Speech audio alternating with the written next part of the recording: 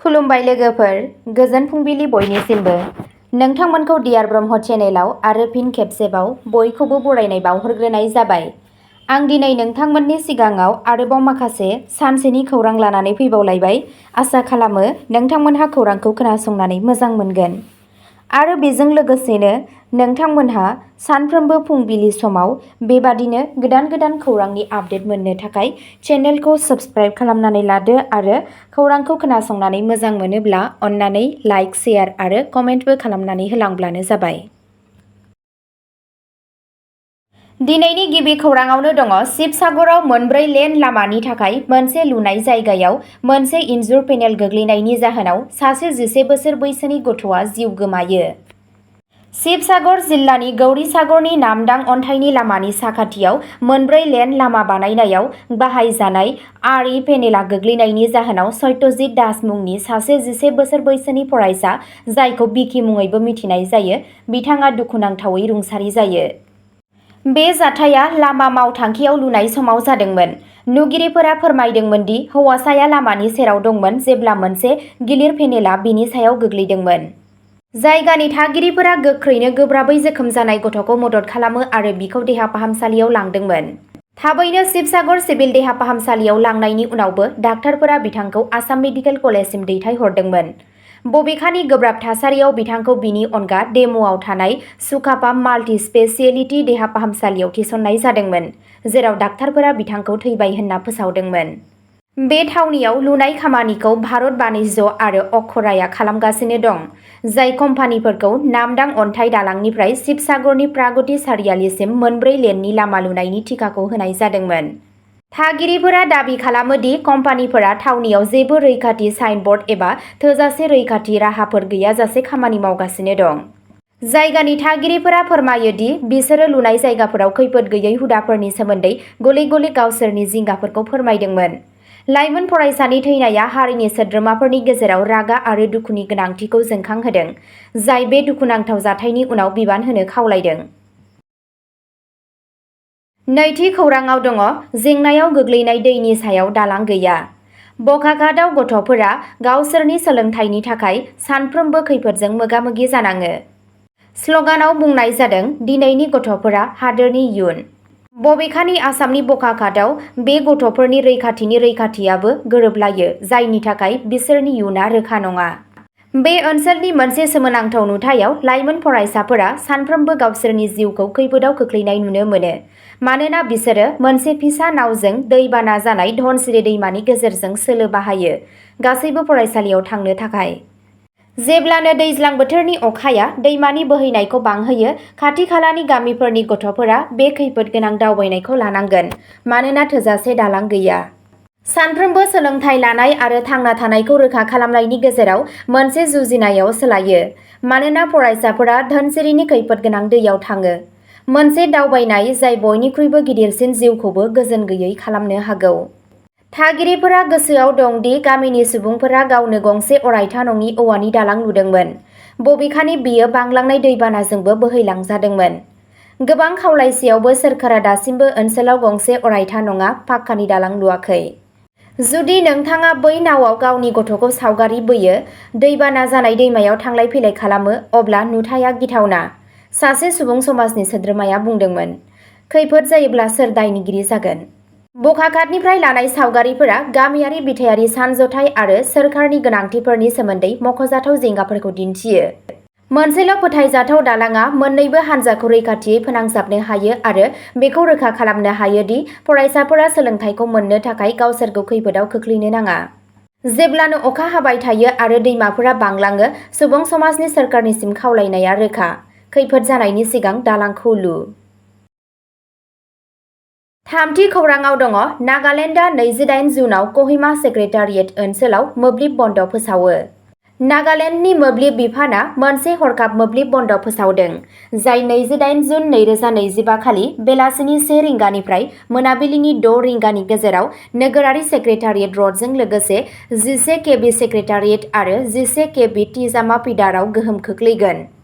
मोनसे मोननै खुन्थिया थाथायखौ लांनो थाखाय बन्दनि गोनांथि जायो, जाय अखा हाबाय थानायनि जाहोनाव हा गिसिखानायनि जाहोनाव दिदोमथि गैयै जाबाय। सामलायनाय समनि गेजेराव माखासे जायगाफोराव मोब्लिब जगायनाया हेंथा जागोन। गाहाय बायाबु, किकारुलेजौ, मेरेमा थिजामा आरो सेक्रेटारियेट ओनसोल, जेराव थिखानाय समनि सिगां मोब्लिब जगायनायखौ जागायफिननो नाजानाय जागोन।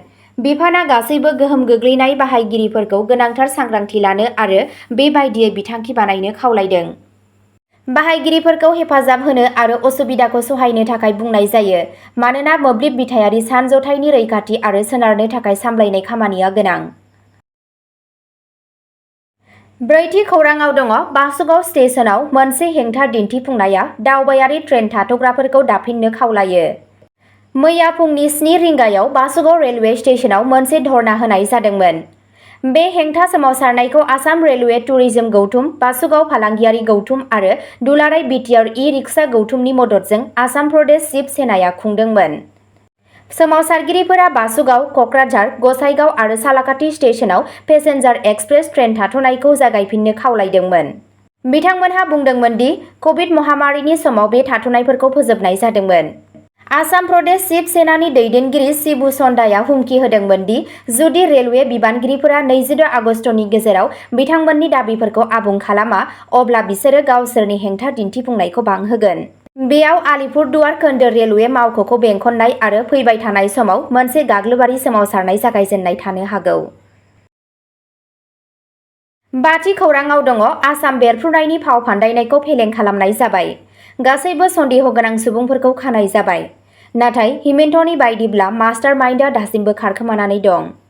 शुक्रबाराव आसामनि गिबि मन्थ्रि हिमन्त बिश्व शर्माया फोसावदोंमोन दि पुलिसआ बकाघाटआव ग्रेनेड बेरफ्रुनायजों सोमोन्दो थानाय गासैबो दायनिगिरिफोरखौ हमनो हाबाय।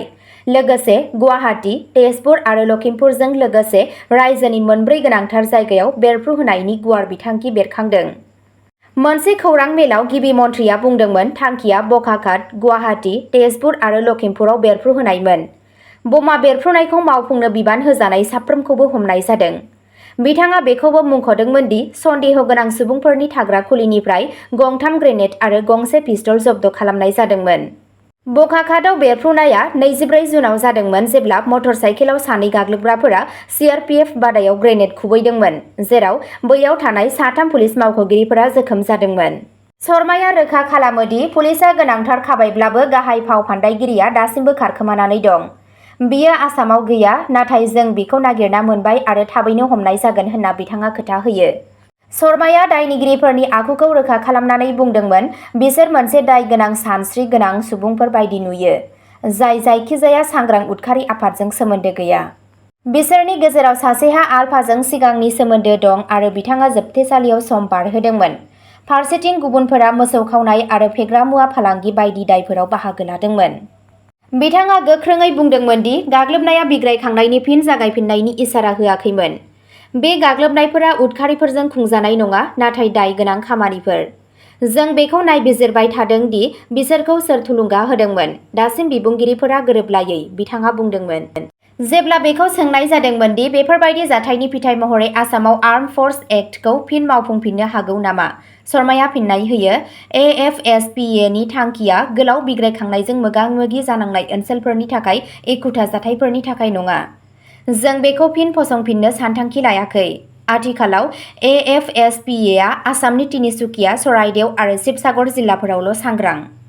गिबि मन्थ्रि, जाय नखर बिफाननि थाखायबो बिबान गोनां, रायजोआव गोजोन आरो थासारिखौ लाखिनो थाखाय सोरखारनि रादायखौ फिन खेबसे बुंफिनदोंमोन आरो रोखा खालामदोंमोन दि आथिखालाव मास्टारमाइन्ड आरो जायखिजाया जाथावना लोगोफोरखौ हमनो थाखाय अपारेशनआ सोलिगासिनो दं। द'थि खौरांआव दङ बङाइगाव जिल्लायाव मोनसे गामिनि दान्थे-बिदान्थेखौ सुस्रांनो नाजानायाव आसाम पुलिसनि मोनसे हानजाया गाग्लोबजादोंमोन। बङाइगाव जिल्लानि सृजनग्रामनि खोमसिमामारि गामियाव नांज्लायनायखौ सुस्रांनो नाजानायाव मोनसे हानजाखौ गाग्लोबनायाव सासे हमगार्ड जवानजों लोगोसे 4 पुलिसफोरा जोखोम जायो आरो गंसे पुलिसनि गारिआ खहा जायो। बे जाथाया गामियाव लामा बानायनायखौ लानानै मोननै हानजानि गेजेराव नांलायनायखौ फोजोबनो नाजानायाव जादोंमोन। सुबुंफोरनि मोनसे बाहागोआ गाग्लोबग्रा जायो आरो पुलिस हानजाखौ गाग्लोबो। गोजौ थाखोनि पुलिस मावख'गिरिफोर आरो उफ्रा इउनिटफोरा थाबैनो थावनियाव सौफैदोंमोन आरो थासारिखौ दिदोमथि लाबोनो हादोंमोन। जोखोम जानाय सुबुंफोरखौ फाहामथायनि थाखाय देहा फाहामसालियाव लांनाय जादोंमोन। गाग्लोबनायनि सोमोन्दोआव आयेन बाहायग्राया लोब्बा थानायनि सन्देह गोनां सानै सुबुंखौ हमदोंमोन। बुद्धेश्वर आर्य आरो गुंधर आर्य। बे जाथाया बावैसो सिगां नलबारि जिल्लायाव पुलिसनि सायाव बेबादि गाग्लोबनायनि उनाव जादों, जाय रायजोआव आयेन बाहायग्रानि बेरेखायै हिंसानि बागै बांलांनाय जिंगानि सायाव बोलो होयो। स्निथि खौराङाव दङ मरिगाव बिजिरसालिया पक्स' केसआव सासे सुबुंखौ 5 बोसोरनि साजा फोसावदों। मरिगाव उफ्रा सत्र बिजिरगिरि आरो जर'खा बिजिरगिरि पक्स'आ मिकिरभेटा पुलिस थानानि सिङाव थानाय हाबिब रंगाबारि गामियाव थाग्रा श्री सीताराम नाथखौ मिकिरभेटा पिएस केस नं 238/2023 नि सोमोन्दोआव दायनिगिरि हमदों। एन.ए. आहमेदनि दैदेननायाव बिजिरसालिया सीताराम नाथखौ 5 बोसोर गोब्राब जोबथेसालिनि साजा होदोंमोन आरो पक्स' आयेननि धारा 10 नि सिङाव 5,000 रां जरिमाना फोनांदोंमोन। जुदि बिथाङा जरिमाना होनो फेलें जायो अब्ला बिथाङा आरआइनि उफ्रा 3 दान सिबिनांगोन। दायनिगिरिखौ भारतारि साजा आयेननि धारा 354 नि सिङावबो दायनिगिरि हमनाय जादोंमोन आरो आरोबाव 5 बोसोर गोब्राब जोबथेसालिनि साजा होनायजों लोगोसे 5,000 रां जरिमानाजों लोगोसे 3 दाननि गोब्राब जोबथेसालिनि साजा होनाय जादोंमोन। बे मोन्नैबो बाथ्राखौ एखे समावनो होनाय जागोन। बेनि अनगायैबो आइपिसिनि धारा 448 नि बायदिब्ला बिजिरसालिया गंसे न'आव हाबनायनि थाखाय 1 दाननि गोब्राब जोबथेसालि आरो 1,000 रांनि जरिमाना फोनांदोंमोन। बिजिरसालिया नोजोर होदोंमोन दि दायनिगिरिया सिगांनिफ्रायनो गासै बिसारनि समाव 1 बोसोर 7 दान आरो 7 सान न्यायारि बेंथियाव थाखाबायमोन आरो बेखौ गासै जोबथेसालिनि साजानिफ्राय दानख'नाय जागोन। जाथायनि नायबिजिरग्रा मावख'गिरिया लेङाइ नायदिंगिरि कारसिं थेरांमोन। मरिगावनि जिल्ला जोबथेसालिनि सामलायगिरिनो मोनसे वारेन्ट जारि खालामनाय जादों, जेराव बिसोरखौ दायनिगिरिखौ हमनानै आयेनारि खान्थि बायदियै साजा होनो बिथोन होनाय जादों। अब्ला दिनैनि खौराङा एसेनोसै। नोंथांमोनहा जुदि सोरबाफोर सानसेनि फानजामुथि नायनानै मोजां मोनो अब्ला स्क्रिनाव होनाय चेनेल बड' इनफ' पइन्टआव थांनानै नायहैनो हागोन। चेनेलनि लिंकखौ डिस्क्रिप्शनावनो होनाय जादों। गोजोन्थों।